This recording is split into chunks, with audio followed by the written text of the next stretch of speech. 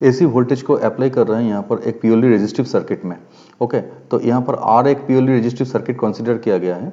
तो यहाँ पर पॉइंट है ए और बी पॉइंट है। तो ए और बी पॉइंट के अंदर में आर एक रेजिस्टेंस है और ये जो वोल्टेज सोर्स है ये voltage source AC voltage source है। ओके, तो एसी वोल्टेज सोर्स को हम लोग ऐसे लिखते हैं V equal to V M sine omega T, और कभी कभार ऐसे भी लिखते हैं V equal to V M sine 2 pi F T. तो इसको लिखते हैं। तो हम लोग डायरेक्टली अगर इसमें इस सर्किट में मतलब रेजिस्टेंस एंड वोल्टेज है इस सर्किट में अगर अप्लाई करेंगे तो यहाँ से एसी सर्किट का एक साइड में फेज रहता है और एक साइड में न्यूट्रल है। तो इस साइड से फेज से करंट जाएंगे, रेजिस्टेंस होके वो न्यूट्रल में आ जाएंगे। तो इस कंडीशन पे हमारा करंट कितना रहेगा?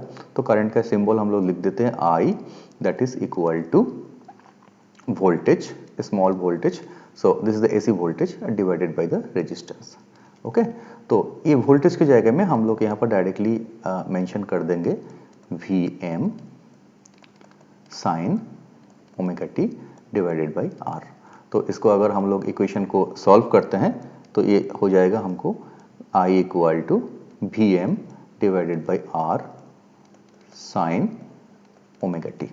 तो इसको अगर और भी रेशनलाइज करेंगे तो V M by R sine 2 pi F T. तो दैट इज I।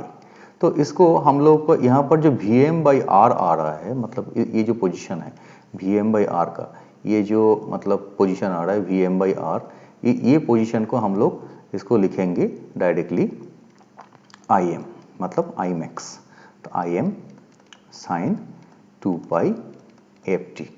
ओके, तो I equal to I M 2 pi F T. तो अभी अगर दो वेव फॉर्म को, मतलब यहाँ पर आ रहा है V equal to V M sine omega T, this is voltage wave form. Okay, और करंट वेव फॉर्म को हम लोग दोनों को एक साथ लिखते हैं।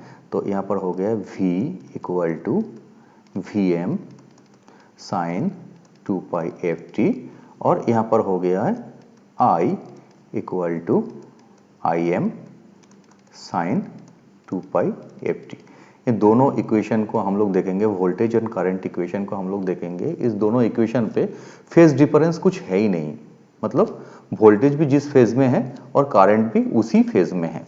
ओके, तो हम लोग इसको डायरेक्टली तो यहाँ पर इक्वेशन के हिसाब से देख लिया। अभी हम लोग डायरेक्टली इसको जाएंगे सर्किट में। सर्किट में हम लोग अप्लाई करेंगे एसी, और उस एसी के साथ एक रेजिस्टेंस को अप्लाई करेंगे और देखेंगे करंट क्या होता है। ओके, तो अभी हम लोग आ गए हैं सॉफ्टवेयर पे।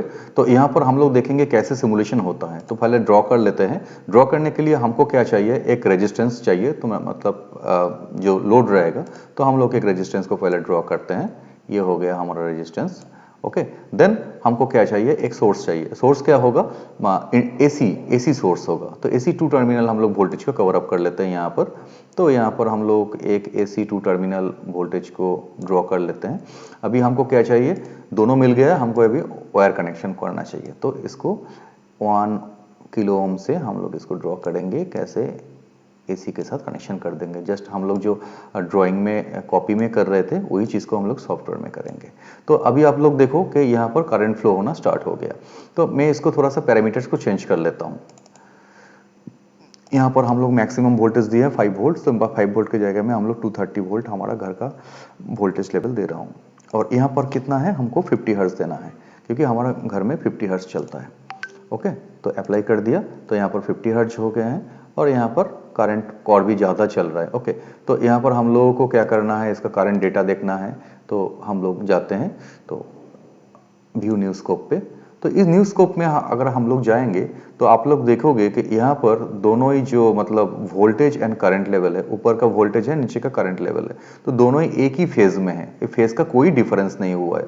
हम लोग थोड़ा सा इसको भी करंट का स्पीड को थोड़ा सा हम लोग इसको थोड़ा सा कम कर देंगे। स्पीड को कम करने से और भी अच्छे से दिखाई देगा। एंड सिमुलेशन का जो स्पीड है इसको भी और भी कम कर देंगे, तो इसको भी एकदम डायरेक्टली दिखाई दे रहा है कि वोल्टेज लेवल थोड़ा सा ज़्यादा है एंड करंट लेवल थोड़ा सा कम है।